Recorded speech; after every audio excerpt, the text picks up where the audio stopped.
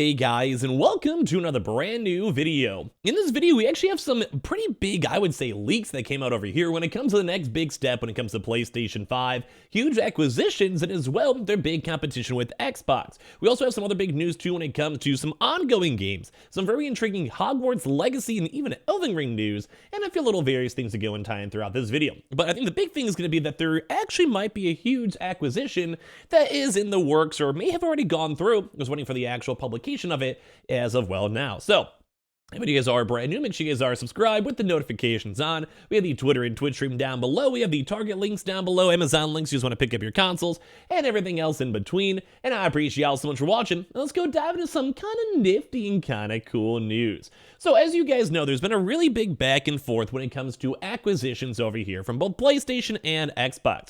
PlayStation recently just bought out Bungie and a few of the little smaller kind of mid-sized studios, and some of them are also even just homegrown from like prior industry experts. Now Xbox also had Bethesda buyout, which was a really big deal, and I'm sure you guys have heard either on my channel or overall the Acquisition acquisition. But right now, it seems like there's a huge leak floating around that Sony may have actually added another big first-party studio to its roster. Now, this is actually something over here called Ballistic Moon. Now, this actually is, to me, I was trying to do a little bit more extra research, and even with all my research, I spent like quite a bit of time trying my best to go figure out like what they've made, what they've done. If you guys actually happen to know, feel free to leave a comment down below if you guys are intrigued as I have.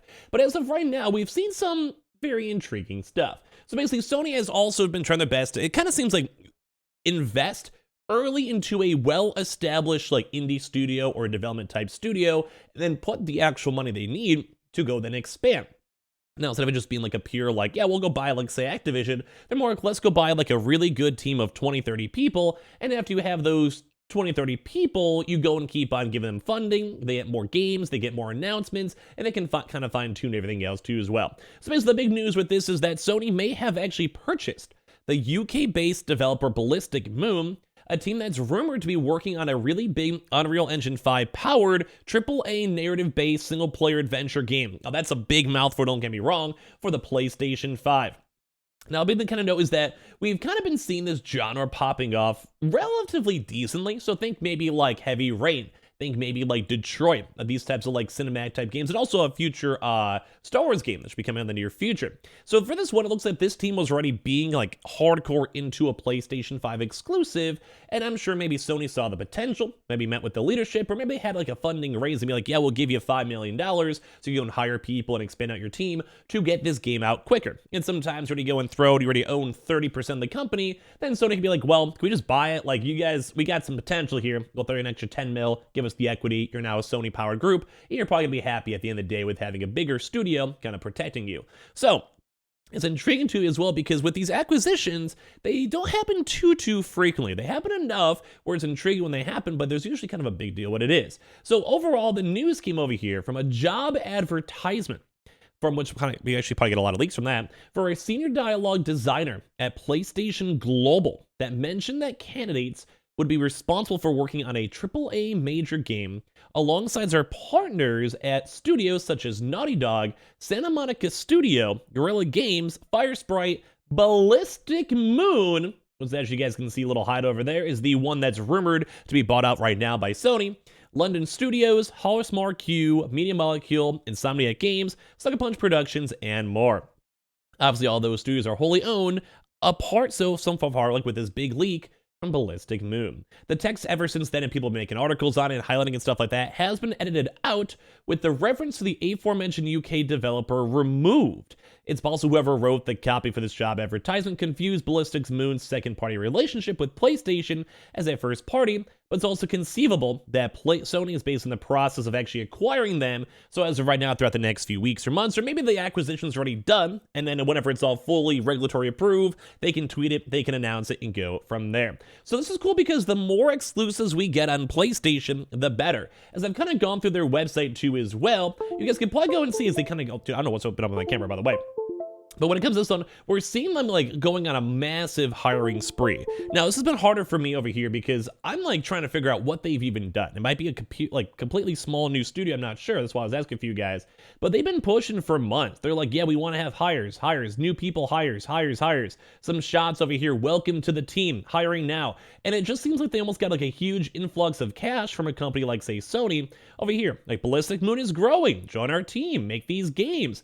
And this is like a relatively unknown like studio on the side, but in terms of them having this huge massive hiring power with also Haven Studios, which is also a PlayStation studio, Bluebird Game, which is not PlayStation, but they are working pretty closely with PlayStation.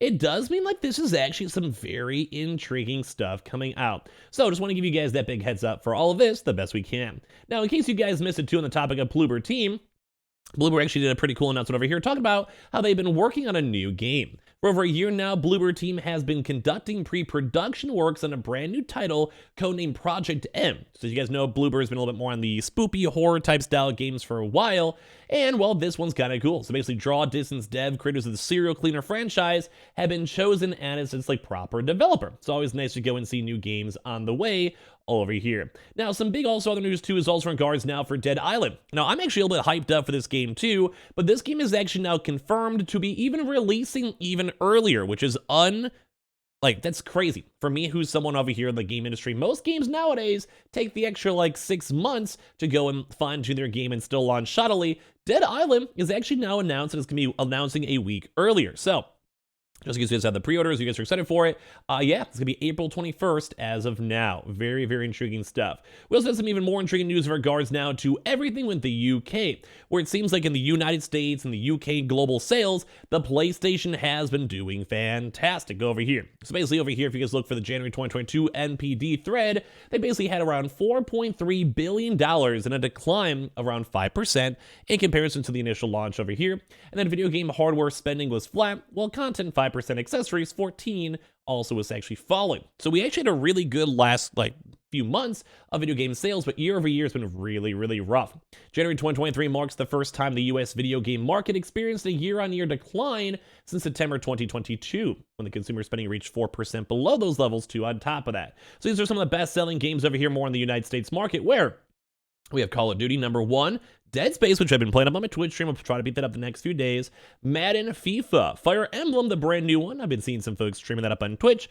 Elden Ring, Forspoken, which is probably going to fall off a little bit quicker. God of War still, One Piece, Pokemon, and all the other various side games to tie on in. So Call of Duty has still been kind of blown up the market. It's been doing very nice. 4th consecutive month in a row where everything kind of went and worked. And the last was also jumped from 36th to 11th from the debut of the show. US video game hardware spending was flat, though, in comparison to a year at $393 million. Growth in the PlayStation 5 and Switch hardware spending was also offset by declines across other platforms. Though the PlayStation 5, it's kind of the big news we've been covering these past few days, was the US, not UK, US market's best-selling hardware platform of January 2023 in both unit and dollar sales, with the Switch ranking second. And finally, it lets them kind of go a little bit, get humbled a little bit overall. The accessory spending did go and fall 14% though in January when compared to a year ago, falling to $165 million. A drop in gamepad spending accounted for most of the overall decline though, and the PS5 DualSense wireless controller Midnight Black was funny enough the best-selling accessory, and probably makes sense. It looks pretty cool. I'm sure the Hogwarts won't be up there too as well, depending on their sales. Now, last but not least, we had a very, very intriguing thing over here when it came to Hogwarts. Now, to wind out this video, Hogwarts Legacy is apparently now one of the biggest Harry Potter launches of all time, and has actually, I think, even beaten out even Elden Ring, where physical sales up 80% over last year's big fantasy game, Elden Ring. So as Hogwarts Legacy, for its very first bit of data for the UK retail, also is comfortably in #1 in the Game of the Week. And the previously best launch for any Harry Potter game ever, with sales figures 64% higher than the previous best, Harry Potter and the Philosopher's Stone from 2001. In fact, the biggest week for a Harry Potter game wasn't a launch week at all. It was actually the second week of the Philosopher's Stone from the hype of the movie. So right now, apparently it's the 26th biggest video game franchise in the UK, which is surprising, well, just because in general. So, but apparently over here, Elden Ring, as actually Hogwarts is actually up over 80% compared to Elden Ring. Although 82% of Hogwarts Legacy sales were also on the PS5, while the remaining 18% on Xbox Series S and X, which is also very nifty numbers to note. digital sales will likely reduce the gap between the two platforms, as Xbox's digital shares tend to be higher than in the physical side, which also makes a little bit more sense too. So kind of intriguing to see that Hogwarts is doing so well, and all the other cool little leaks. Pretty nifty to see. So make sure you guys are subscribed with the notifications on. We have the Twitter and Twitch room down below if you guys want to follow and target Amazon links too. And I appreciate you guys all so much for watching here in the first place.